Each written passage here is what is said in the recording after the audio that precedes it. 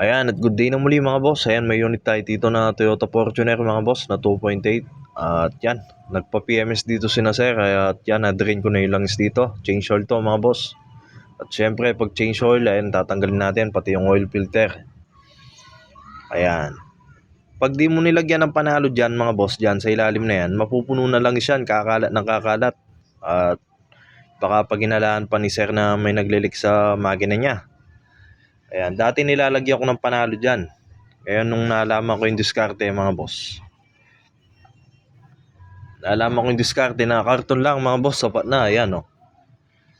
Ayan. Ganyan lang mga boss, yan yung magiging slide ng langis. Dyan mag-slide. Ayan, ganyan diskarte lang mga boss na natutunan ko na lang din sa mga veterans dito mga boss. Ayan, na pwedeng i-apply sa mga bago-bagong nagme-mekaniko dyan at yan, sa mga customer na nagdi-DIY, ito, pwedeng nyo gayahin to mga boss. Ayan. Make sure nyo nang nakahook, nakalagpas sa housing ng oil filter. Ayan, para hindi na kumalat. Ayan, simpleng diskarte lang yan mga boss. Ayan, pwedeng nyo gayahin.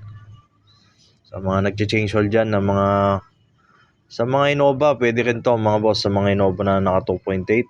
Ayan, 2.8, ayan, pwedeng nyo gayahin to. Kadalasan ganyan din yung pwesto ng oil filter nun. Kaya pwede nyong sapinan ng karton na ganyan para hindi na umalat yung langis na tutulong yan. Ayan. O diba, ang dami pa ng langis na yan. Kung di nyo nalagyan ng panalo dyan, kakalat na kakalat. Yan, karton lang. O, hindi nyo na kailangan nalagyan ng panalo doon. Karton lang, sapat na. Ayan o. O diba? At least malinis pang tignan mga boss, hindi kalat-kalat yung langis. Oh.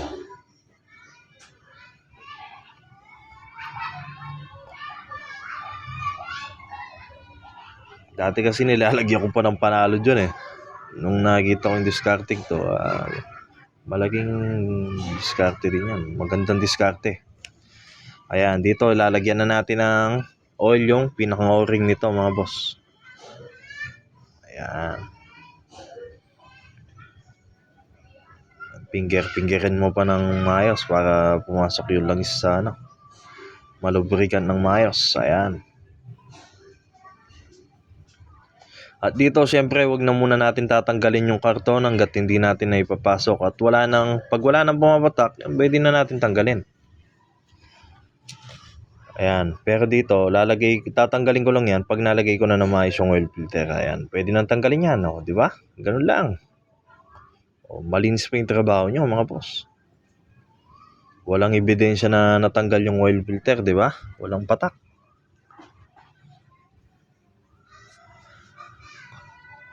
Di ba? Konting punas lang ng na patakan ng konti. Ayan. Ganun lang. Higpitan na lang yung oil filter ha. Di ba? Malinis mga boss. Ganun lang mga boss. Simpleng lang 'yon, diskarte yan mga boss, karton lang, sapat na. Ayan. Higpitan ko na lang yan mga boss. Malinis. Hindi na kailangan ng panalod. Di ba? Okay mga boss, yun. Hanggang doon lang mga boss, share lang yon sa mga veterans dyan. Hindi nyo na kailangan yun, alam ko nang alam nyo yun. Salamat sa panonood, ingat po kayo.